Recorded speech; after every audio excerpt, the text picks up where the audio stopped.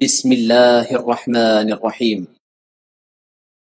السلام علیکم ورحمۃ اللہ وبرکاتہ۔ الحمد للہ وکفی وسلام علی عباده الذین اصطفی، اما بعد۔ حاضرین و ناظرین، یہ درس نمبر 1927 ہے اور آج ہم سورہ جاثیہ کی 2 آیتوں کی تلاوت اور تشریح کریں گے۔ آیت نمبر 21 اور 22، 21 and 22۔ چلیے سب سے پہلے ہم ان 2 آیتوں کی تلاوت کرتے ہیں، لفظی ترجمے اور ترجمے کے بعد تشریح کرتے ہیں۔ اعوذ باللہ من الشیطان الرجیم، بسم اللہ الرحمن الرحیم۔ ام حسب الذین اجترحوا السیئات ان نجعلهم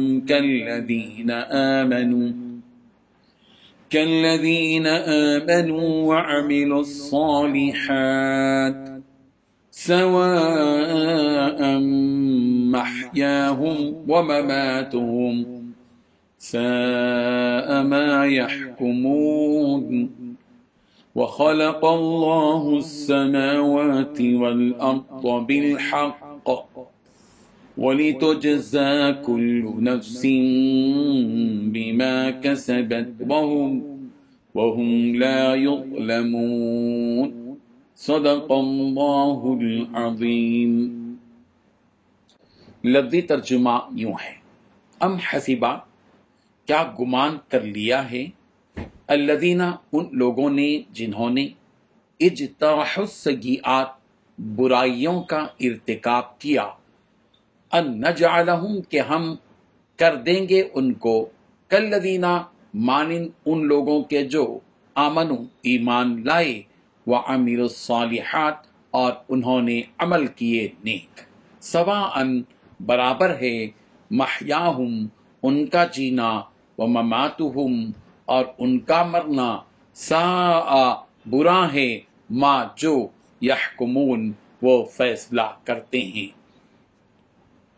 وخلق اللہ، اور اللہ نے پیدا کیا، السماوات والارض، آسمانوں اور زمین کو، بالحق، حق کے ساتھ، ولتجزا، اور تاکہ بدلہ دیا جائے، کل نفس، ہر نفس کو، بما، اس کے ساتھ جو، کسبت، اس نے کمایا، وہم، اور وہ، لا یظلمون، ظلم نہیں کیے جائیں گے۔ ترجمہ یوں ہے، جن لوگوں نے برے برے کاموں کا ارتکاب کیا ہے، کیا وہ یہ سمجھے ہوئے ہیں کہ انہیں ہم ان لوگوں کے برابر کر دیں گے جو ایمان لائے ہیں اور جنہوں نے نیک عمل کیے ہیں، جس کے نتیجے میں ان کا جینا اور مرنا ایک ہی جیسا ہو جائے؟ کتنی بری بات ہے جو یہ طے کیے ہوئے ہیں۔ اللہ نے ساری آسمانوں اور زمین کو برحق مقصد کے لیے پیدا کیا ہے، اور اس لیے کیا ہے کہ ہر شخص کو اس کے کیے ہوئے کاموں کا بدلہ دیا جائے اور دیتے وقت ان پر کوئی ظلم نہ کیا جائے۔ ان 2 آیتوں میں 7 باتیں بیان کی گئی ہیں۔ پہلی بات، جن لوگوں نے برے برے کاموں کا ارتکاب کیا ہے، کیا وہ یہ سمجھتے ہیں کہ ہم انہیں ان لوگوں کے برابر کر دیں گے جو ایمان لائے ہیں؟ نمبر 2، ان لوگوں کے بھی جو نیک اعمال کیے ہیں۔ تیسری بات، جس کے نتیجے میں ان کا جینا اور مرنا ایک ہی جیسا ہو جائے۔ چوتھی بات، کتنی بری بات ہے جو یہ لوگ طے کیے ہوئے ہیں۔ پانچویں بات، اللہ نے آسمانوں اور زمین کو برحق مقصد کے لیے پیدا کیا ہے۔ چھٹی بات، اس لیے پیدا کیا ہے کہ ہر شخص کو اس کے کیے ہوئے کاموں کا بدلہ دیا جائے۔ ساتویں بات، انہیں بدلہ دیتے وقت ان پر کسی قسم کا کوئی ظلم نہیں کیا جائے گا۔ بزرگان محترم، ظالم اور کافر اور متقیوں کے درمیان جو دوستی کا فرق ہے اسے بیان کرنے کے بعد اللہ تعالیٰ کافر اور متقی کے درمیان آخرت میں پائے جانے والے ایک اور فرق کو واضح کر رہے ہیں، اور وہ یہ ہے کہ اللہ کی رحمت اور اعمال پر ثواب اور نیکوکار اور بدکار میں جو واضح فرق ہے اسے بیان کر رہے ہیں کہ جو لوگ برے برے کاموں میں پڑے رہتے ہیں، شرک و بت پرستی میں ڈوبے رہتے ہیں، اللہ کی نافرمانی کرتے رہتے ہیں، کیا وہ یہ سمجھتے ہیں کہ ہم ان کا مرتبہ اور مقام ان لوگوں کے برابر کر دیں گے جو نیک لوگ ہیں، جو ہماری اطاعت اور فرما برداری میں ڈوبے ہوئے ہیں اور یہ سوچتے ہیں کہ ان کا جینا اور مرنا ایک ہی جیسا ہوگا۔ یعنی یہ جس طرح یہاں عیش و عشرت میں ہیں وہاں قیامت میں بھی اسی طرح عیش و عشرت میں ہوں گے۔